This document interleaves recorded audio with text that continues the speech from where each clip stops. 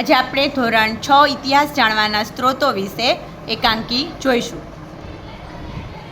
હું લોથલ છું. મારા ખોદકામમાંથી સિંધુ સંસ્કૃતિની માહિતી મળી છે. હું હસ્તપ્રેત્ર છું. આજમાં લખાયેલો જ્ઞાનનો ખજાનો છે. હું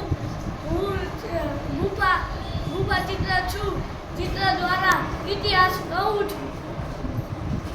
હું શિલાલેખ છું. પથ્થર પર કોતરાઈને ઇતિહાસની સાચી માહિતી આપું છું.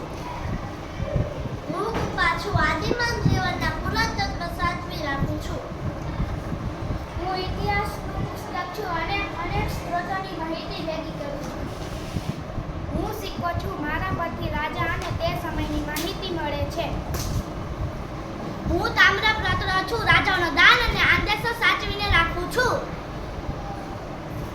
હું ઇતિહાસવિદી છું. બધા પુરાવા ભેગા કરીને ઇતિહાસ લખે છે. હું માટીનું વાસણ છું. પ્રાચીન લોકો રહેણી કરેણી બતાવું છું.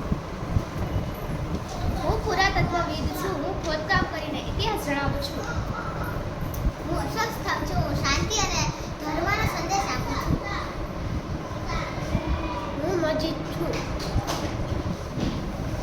પ્રાચીન હથિયાર છું. યુદ્ધ અને રક્ષણની વાત કરું છું. હું પ્રાચીન મુદ્રા છું. વેપાર અને સાંસ્કૃતિકની ઓળખ આપું છું. હું પ્રાચીન મંદિર છું. સ્થાનપત્ર સંસ્કૃતિની ઓળખ કરાવું છું.